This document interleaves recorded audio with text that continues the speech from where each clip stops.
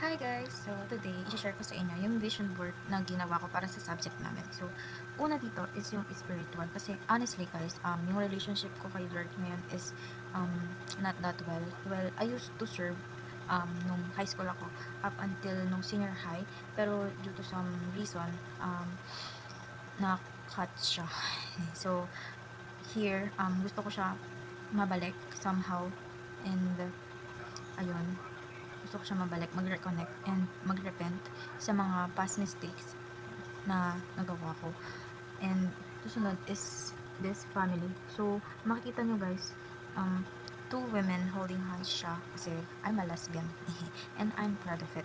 So, guys, dito nilagay ko yan kasi honestly, ayoko mag-anak. Um, I think hindi ko kaya mag-raise ng isang bata. I think hindi ako capable para doon. And um, open naman ako na pag-usapan yun since meron namang option ang mga lesbian couples to have a child together with their partner. So, yan guys.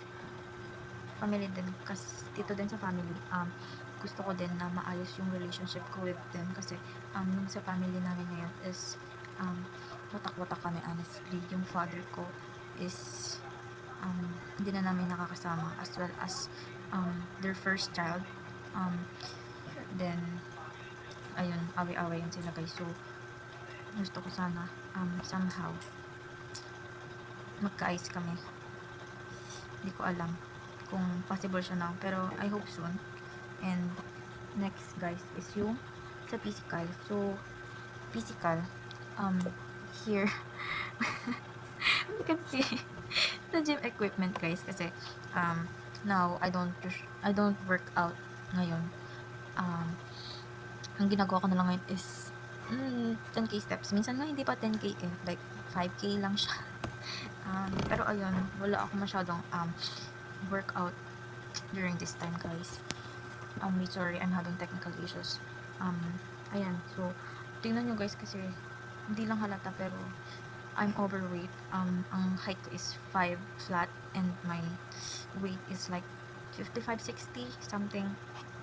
And my figure is hindi siya well proportioned. So, next dito tayo sa emotional. So, guys, it's a picture of a camera kasi I'd like to take every single places, persons, and events na napuntahan ko para meron akong something na mababalikan para to serve as patunay na rin na nandun ako during that moment and I live through that. And ayun, dito naman sa intellectual guys, it's a file of books. I believe dito sa intellectual kasi I love reading talaga. It's my passion ever since I was like in elementary. Nagbabasa na ako ng mga books pero mostly kasi Wattpads, like romance siya and about ayun, kilig-kilig something. So it also teaches din kasi about things that we do not know of, and it teaches us how to dream, how to build our fantasies or ideas, and basically everything. Then, here guys, sa career natin is meron tayong farmland. Farm kasi, ayoko maging slave ng corporate world and I don't want to work in an office setting for the rest of my life. So, ito yung backup plan ko after ko ma-reach yung goal ko dun sa office. Then, magta-transition ako to work my farm along with the cute little animals that I will raise and the plants that I will grow. So, next guys, here is yung a ton of money. Really lot of money kasi gusto ko magkaroon ng financial stability. Gusto ko magkaroon ng financial freedom to do everything, to buy everything that I want. Kasi this time, I feel like I'm holding so much and I believe I could do better with money. Talaga. Yung mga nagsasabi na hindi batayan ang pera para sumaya kang, hindi yun totoo guys. Huwag kayo maniniwala to. Money is everything and kasi I see my family fall apart because of it. That's mainly the reason why gusto ko magkaroon ng financial freedom para ayun, hindi ko maranasan yung mga naranasan ko nung bata ako, and maranasan ko pa yung mga hindi ko pa nararanasan in life with money.